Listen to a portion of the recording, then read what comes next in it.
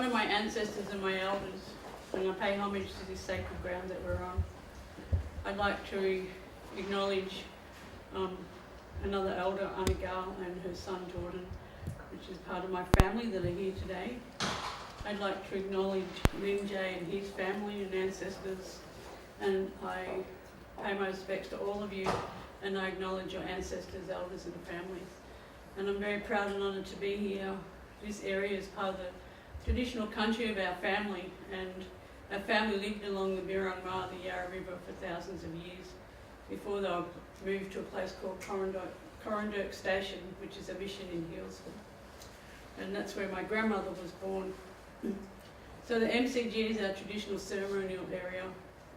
The confluence of the Merri Creek and the Birrong, our initiation grounds, and the grounds between the Children's Hospital and the zoo is a meeting place for the Kulin Nations, of which Wurundjeri is one of the 5 tribes. And also Federation Square is a small meeting place where we hold Tandarum in October every year, and coming together of the Kulin Nations.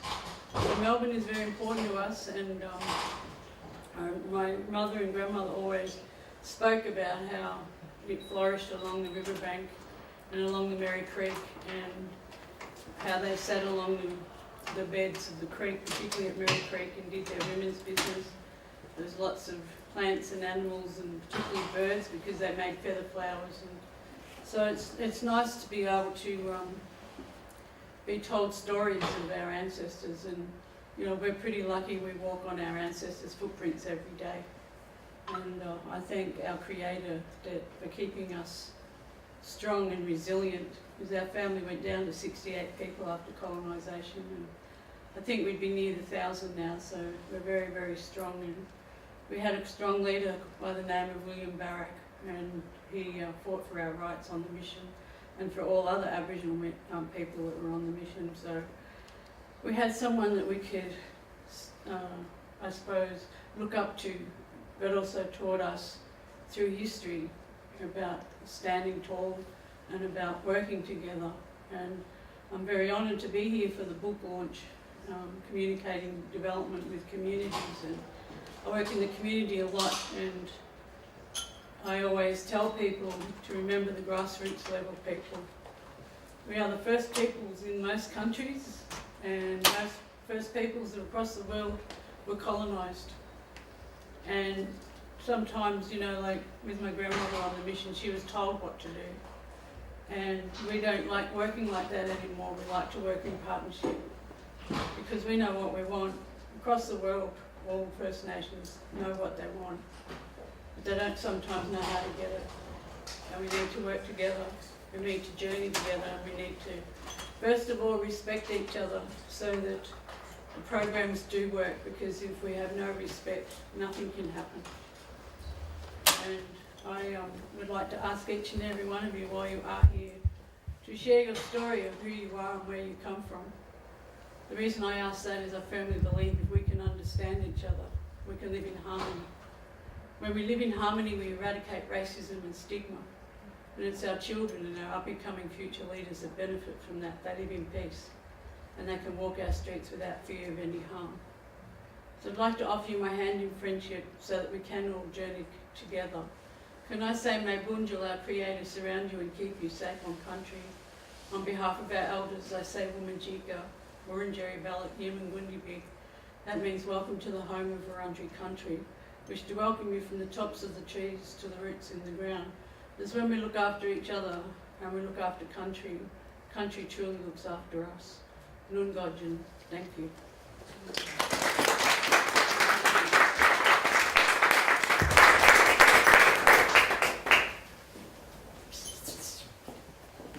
You're running the show.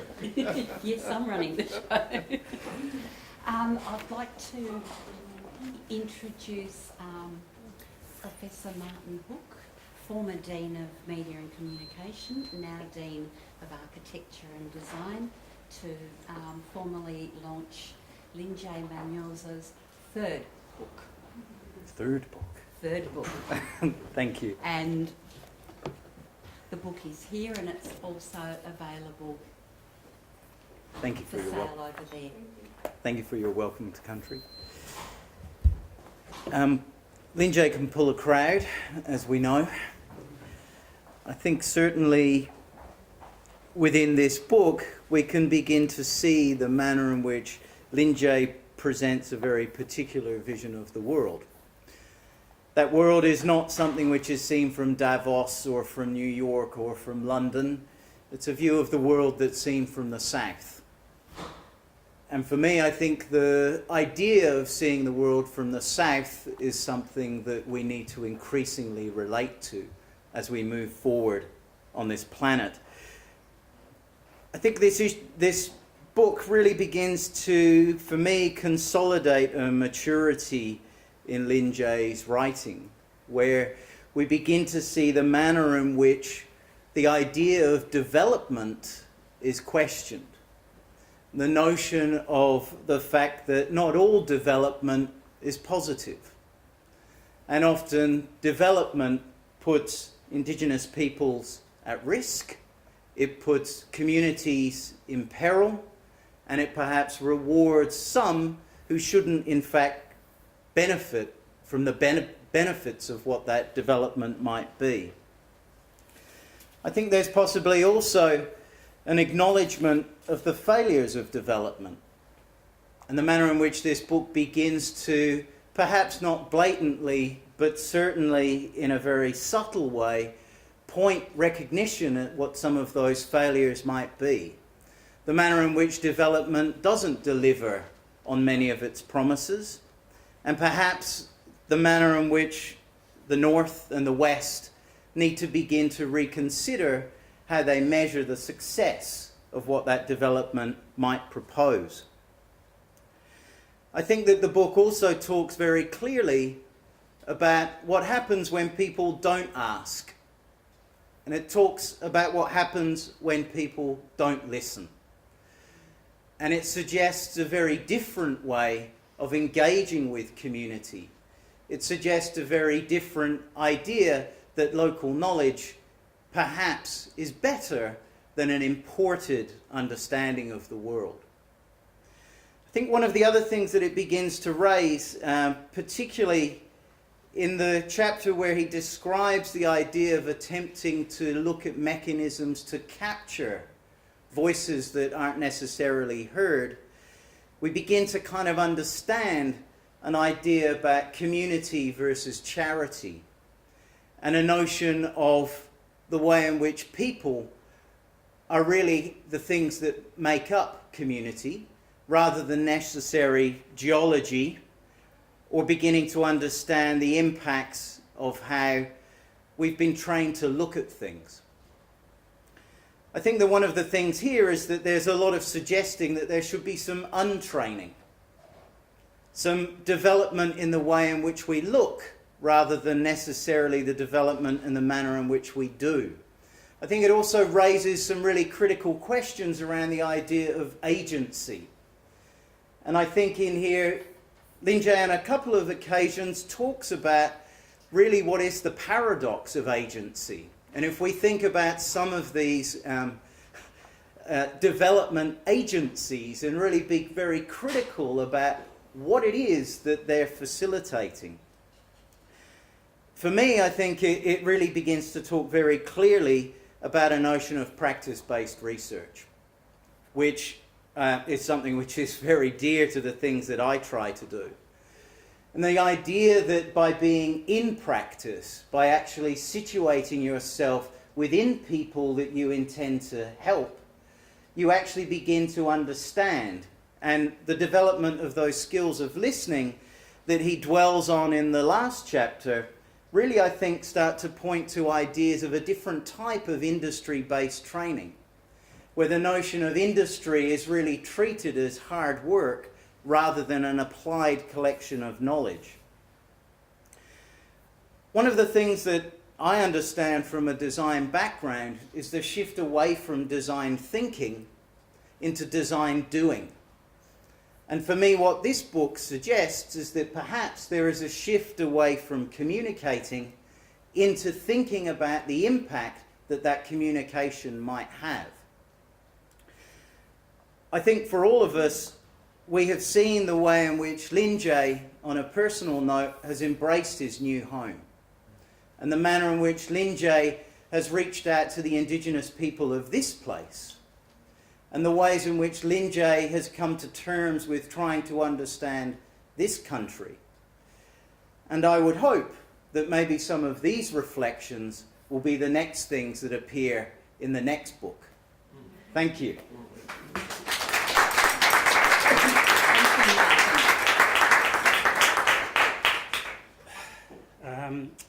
All protocols observed, and thank you so much to the Council for not only coming here today, but also for spending time with me and teaching me many things about humanity, about human dignity, and about life itself.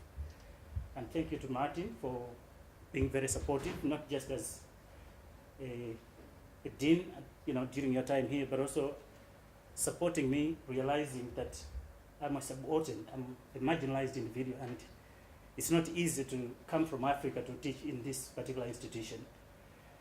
Having said that, I should say that writing this book was a struggle. It was like going to war. Because I realized when I looked back at the work that I had been doing in Africa, and of course in England where I used to teach, that instead of instituting or putting in place mechanisms for liberating people, I was also an oppressor. And when you step back and look at the work that you do, you realize that sometimes you may have the best of intentions in terms of working with people. But because of ignorance, perhaps because of my education, my training, you begin to do things that you shouldn't be doing when you go into a community. You take things for granted. You begin to assume that you know everything, you know better than people perhaps with less educational qualifications. And over time, you come to really, become disappointed in terms of the things that you were able to force communities to do. So this book is a confession of the things that I have not been doing well. But it's also in one way or the other, a pedagogy of hope, as I talk about this notion in the last chapter. Now, I realize that it's not very easy to assume that I understand the technicalities, the strategies of doing development with people. Because oftentimes, and I think this is the mistake we make in universities, is we think it's all about technology. It's about radio, it's about the newspaper, it's about the media. That once we get our content right and then we communicate these things, people are going to understand what we are talking about. But the journey that I have experienced from Africa to the UK to South Africa, where I was also teaching, and back here, has taught me that communicating development, communicating social change is about building relationships with people. And sometimes these relationships take a long time to actually be established. In the case of the council that I'm working with, or trying to work with, I understand that there are times that we are not doing things properly as a person and of course as an institution. But I always leave a gap to give myself room to learn more things about how to do certain things. And I would like to apologize if sometimes in the course of our relationship, I try to cut shortcuts in order to, to achieve certain objectives. But most of the time, it's because of ignorance. And because also, I should acknowledge, sometimes as an educated person, I think that I know better than the people that I'm working with. So as I said, this book is a confession, but at the same time, it's a realization that to do development with people requires that we become tolerant, according to Paulo Freire. And being tolerant doesn't mean that we are naive, but it offers an opportunity to develop long-lasting relationships with people we are working with. It could be in water management in Victoria. It could be in domestic violence in this country. And actually, when I was coming here, it's not something I thought would be Australia's problem, but it's a huge problem. And every time I talk to people about domestic violence, the first assumption is, and this is what I've been told many times, Africans are always beating up their wives because of the traditional practices. And sometimes I've wondered what kind of domestic traditional practices make people beat up their wives or husbands here. So the point is, we should open up room for conversations in order to learn. Now, when I say to learn, I'm not talking about just learning new things, but I'm talking about leaving room where we are going to be even taught that we are wrong in terms of the prejudices we have been holding. So let's open up ourselves, let us open our hearts in order to find new ways of thinking about development, of thinking about social change. And finally, Martyn talked about something that is very important, and this is training. Training is very important because I think most of the time there is an assumption that the role of the teacher is to give knowledge to students. But I think the challenges that the world faces today is also giving us an opportunity to rethink the notion of training. To me, training is not just an opportunity to pass on knowledge to students. I mean, if you look at the challenges we face today, climate change, terrorism, domestic violence, I mean, water shortages, food shortages, it requires a different kind of academic who is going to challenge students to think beyond their horizons, to think beyond whatever it is that they have learned from books, and find ways of working people to resolve these challenges. And therefore, I think the challenge that we face in the university today is to curate, and that's a right word, or to co-design our content and the curriculum with people on the ground. And therefore, a university should not just be a place for training people to go out there and do things, but a university should be an opportunity which brings together communities as well as experts into thinking about solving some of the world's greatest challenges. In conclusion, I would like to refer to an experience that I experienced with my mother some time back, whereby we were fighting over something else. My mother wanted to go one direction and I wanted to go the other direction. But the conflict, we exchanged very heated words and very bad words. Sometimes I do regret I said those things. But I remember during this conflict or conversation with my mother, she touched me on the chin here and said, look, I understand the way you're thinking about it. After all, you're only a man, you're not going to understand a woman.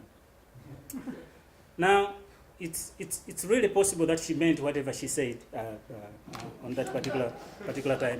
But whoever is going to read this book is going to notice that it's like a feminist piece of work. I'm celebrating the life, the life of the women I've known over the years. Now the challenge is, can I, as a man, be able to write women's stories? Can I, as a white person, go out and work with black people, perhaps in Africa or people in Southeast Asia? Is it possible to come out of our prejudices, to come out of our subjectivities, and work with people who are very different from us? And I don't have an answer for that. But I realize that as long as we offer opportunities for having conversations with people we are working with, anything is possible. Thank you.